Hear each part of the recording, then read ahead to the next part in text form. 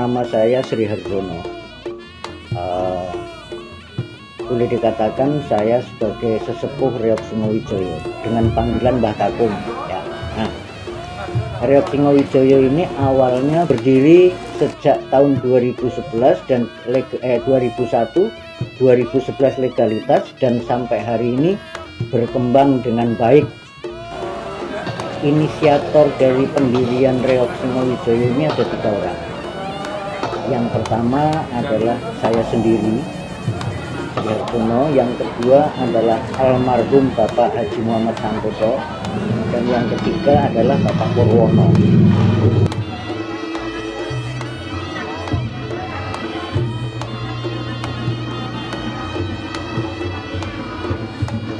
Untuk supaya bisa maju, maka kami mengurus surat legalitas melalui akte notaris di 2011. Itu pendirinya ada 5 orang, yaitu yang pertama adalah Pak Haji Muhammad Santoso, yang kedua saya Sri Harjono, yang ketiga Bapak Haji Mulyadi, yang keempat adalah Bapak Jumingan Darmanto, dan yang kelima adalah Bapak Superno SP. Nah, yang masih hidup sampai hari ini sebagai pendiri itu tinggal 2 orang yang ada di legalitas, yaitu saya sendiri dengan Pak Jumingan Darmanto. Nah, di dalam kepengurusan yang ada di dalam legalitas ataupun akte notaris adalah sekarang ini, karena Bapak Haji Muhammad Santoso sudah almarhum, maka digantikan oleh anaknya, yaitu namanya Mas Prabas Wara Jati Santoso. Nah, sekretarisnya ada Mas Raimondus Triutomo Parikesit. Nah, bendaharanya adalah Bapak Margio yang kebetulan hari ini ada. Nah, itu terus saya sendiri adalah sebagai pengawas dengan Pak Marno, itu pengawas daripada legalitasnya. Perkembangan itu bisa dilihat, pertama adalah dari job-job yang didapat banyak, dan melalui festival yang sifatnya hanya Jabodetabek atau boleh dikatakan lokal, itu kami sering juara. Dan yang berikutnya pernah ikut festival 1 kali ke Ponorogo dalam rangka mengikuti festival Reok nasional, itu di tahun 2015. Nah, itu sekitar proses berdirinya daripada Reok Singowijoyo itu sendiri. Nah, secara teknis untuk melaksanakan latihan dan memanage pertunjukan itu kami menunjuk yang namanya Bapak Jiono itu sebagai ketua unitnya. Jadi ketua unit ini adalah yang menangani seluruh, dimulai dari proses latihan sampai nanti pengadaan peralatan dan sampai proses tampil, itu nanti yang punya tanggung jawab adalah Pak Jiono, dengan dibantu anak-anak muda, diantaranya ada Mas Ari Jati Nugroho, dan juga ada Mas Raymond, dan juga ada Mas Haris, dan ada Mbak Nabila dengan teman-teman banyak. Keistimewaan daripada Reok Singowijoyo ini nomor 1 adalah kami sampai sekarang ini ke anak-anak kecil itu sudah mengalami 7 generasi. Artinya pelaku-pelaku seninya itu sampai sekarang ini sudah lapis 7. Nah, lapis 7 itu yang pertama adalah seniornya adalah yang anak-anak dewasa, dan yang kedua adalah anak-anak remaja, dan yang terakhir itu adalah anak-anak kecil. Nah, ini semuanya kami sajikan latihan dengan secara optimal, dan tujuannya adalah supaya Reok Singowijoyo ini selain juga bisa dikenal di masyarakat lingkungan, kami juga dikenal untuk secara regional Jabodetabek, bahkan kami berusaha untuk dikenal ke seluruh Indonesia. Nah, istimewanya apa? Istimewanya adalah karena reok Singowijoyo itu mengikuti perkembangan zaman, jadi tidak monoton. Jadi bagaimana seni itu bisa tampil dengan baik, tapi juga tidak meninggalkan pakem-pakem tradisinya. Hanya tinggal nanti kita melihat, kalau nanti persis pada waktu kita ada perlombaan itu harus menggunakan yang sifatnya tradisional, maka kami sajikan secara tradisional. Tapi kalau penyajiannya itu boleh ada kreasi, maka kami akan kembangkan dengan kreasi. Nah, tetapi pasar itu adalah menentukan, sehingga yang menjadi istimewanya Singowijoyo itu kami itu bisa menyajikan sesuai dengan keinginan pasar. Jadi kalau pasarnya itu menginginkan hal-hal yang sudah akrobatiknya lebih baik, tarinya lebih modern, maka kita akan mengikuti hal-hal seperti itu. Sehingga kalau boleh dikatakan Singowijoyo ini mencapai juara satunya di tingkat DKI itu sudah 4 kali. Itu juara satunya.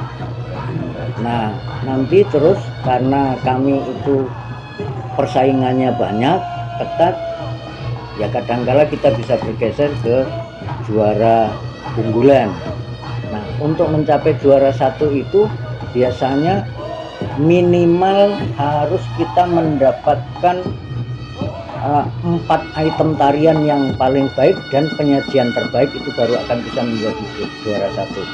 Karena nanti ada tari jadilnya, itu yang berkuda, nanti ada tari waroknya, itu yang menari anak laki-lakinya yang menggunakan kolor, ada terus nanti ganongnya itu yang menggunakan topeng, dan yang keempat adalah ada yang menggunakan dadak merak besar itu, dan yang kelima ada kelonolnya. Jadi kalau kita paling tidak sudah punya 3 kemenangan, maka dia akan bisa dikatakan menjadi juara satu, ditambah nanti penampilan terbaik. Maka kami pun juara satu itu sudah mendapatkan 4 kali di tingkat DKI. Nah, pada waktu 2014 kami juara satu tingkat DKI, maka tahun 2015 itu kami dikirim ke Ponorogo oleh pemerintah daerah DKI. Nah, kami masuk 10 besar di urutan ke-9. Nah, dan mudah-mudahan dengan penuh harapan, ya kami masih pengen untuk mencapai juara satu yang ada di Ponorogo, karena keistimewaan-keistimewaan yang kami miliki itu sangat sulit untuk ditiru. Permasalahannya gini, kalau reok-reok yang lain itu mereka menggunakan diklat dasar. Setelah menggunakan diklat dasar, maka siapapun ikut menari diklat dasar itu bisa, karena itu semuanya pasti belajar tentang dasar. Nah, kalau Singowijoyo istimewanya lagi, setiap 1 kali tampil koreonya berbeda, sehingga orang tidak akan bisa menebak. Umumnya kalau yang lain paling yang keluar tarian yang kemarin, tapi kalau Singowijoyo tidak. Hari ini tampil dengan lusa akan berbeda, yang bulan depan akan tampil pasti akan berbeda, karena kami punya kreasi yang memenuhi kebutuhan pasar. Itu istimewanya. Nah, biasa pentasnya itu adalah nomor 1. Setiap tahun itu ada yang namanya festival tingkat DKI atau yang disebut parade tingkat Jabodetabek. Nah, itu pasti kami ikut. Nah, disitulah tolok ukur daripada seberapa Singowijoyo itu bisa mencapai titik optimalnya pada waktu kita mengikuti parade ataupun festival. Nah, berikutnya setelah kami mendapatkan juara-juara di tingkat festival itu, maka kita akan dikenal oleh orang banyak, sehingga salah satunya adalah dari pemerintah Jawa Timur. Itu kalau ada Gebyar Jawa Timur ataupun ada promosi wisata Jawa Timur, maka kami pasti di nomor 1 kan. Nah, itu kalau kita mau melihat di YouTube itu nanti kalau di promosi Jawa Timur nyari reog pasti yang akan muncul adalah Singowijaya. Dan biasanya kami bahkan bisa dikolaborasi dengan jaranan ataupun yang lainnya, sehingga kami pun akan menerima bagaimana supaya perkembangan reog itu menjadi lebih baik, karena kami juga bisa kolaborasi dengan jenis-jenis kesenian yang lain tapi yang setipe.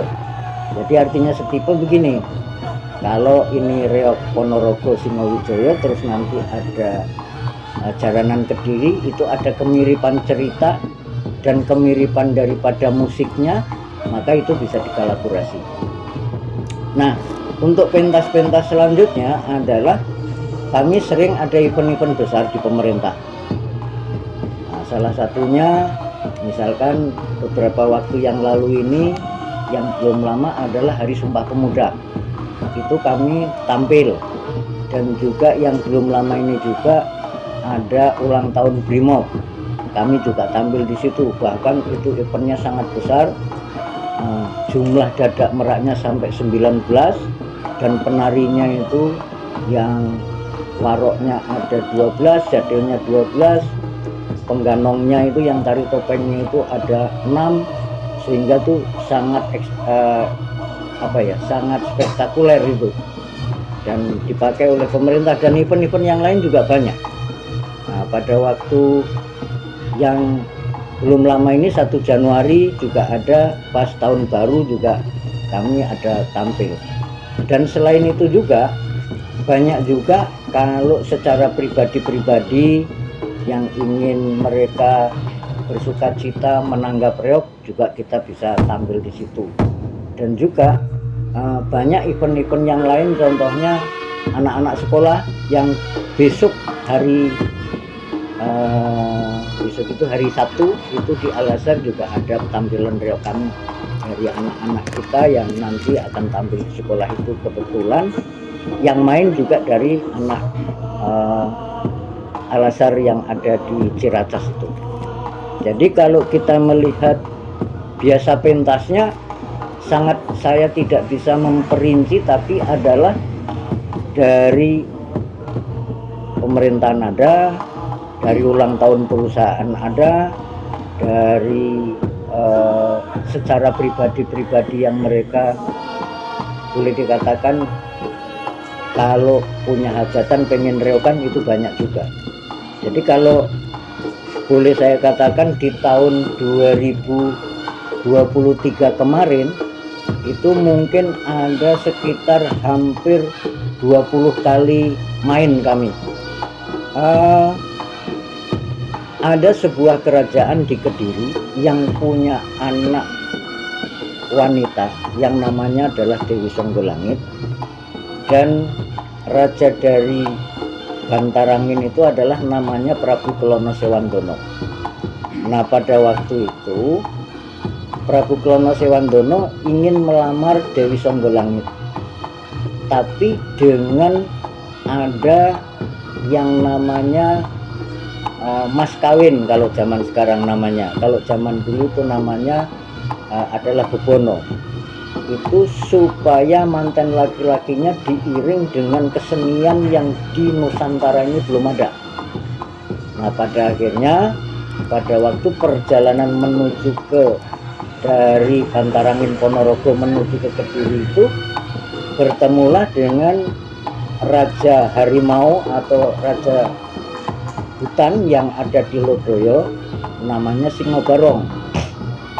Maka terjadi peperangan sangat keras yang dua-duanya ingin melamar Dewi Songgolangit, dan pada akhirnya si Singobarong ini kalah. Maka Singobarong ikut menjadi mendukung Prabu Klono Sewandono dalam rangka untuk melamar Dewi Songgolangit itu. Maka disitulah terjadi yang namanya reog Ponorogo. Maka harapan saya kiranya Singowijaya ini bisa semakin maju, karena kami ini hanya secara tulus dan ikhlas untuk pelestarian budaya khususnya reog Ponorogo Singgowijaya. Terima kasih. Tanggapan saya untuk perkembangan reog zaman sekarang, anggapannya lebih banyak generasi, Mas. Sebenarnya kita kalau untuk di kesenian reog itu kita mencari generasi yang gimana caranya biar kita bisa melestarikan kebudayaan ini. Dan untuk sekarang, zaman sekarang itu kan rata-rata anak-anak lebih tertarik ke kayak media-media sosial yang dalam halnya nggak bisa saya sebutkan, tapi mungkin di situ juga ada tari-tarian tapi cuman modern. Nah, kita di situ tanggapannya yang lebih susah itu dalam merangkul atau mengajak anak-anak biar supaya gimana caranya itu mencintai budayanya sendiri. Kalau untuk perkembangan reognya, tanggapan saya alhamdulillah untuk sampai dari dulu adanya reog di Jakarta sampai sekarang alhamdulillah berjalan dengan baik. Banyak generasi-generasi atau grup-grup reog baru di DKI Jakarta itu sudah hampir ada 300-an grup reog untuk di DKI Jakarta sendiri. Dan pesan saya cuman gimana caranya kita terus mengembangkan kesenian reog ini yang ada di Jakarta.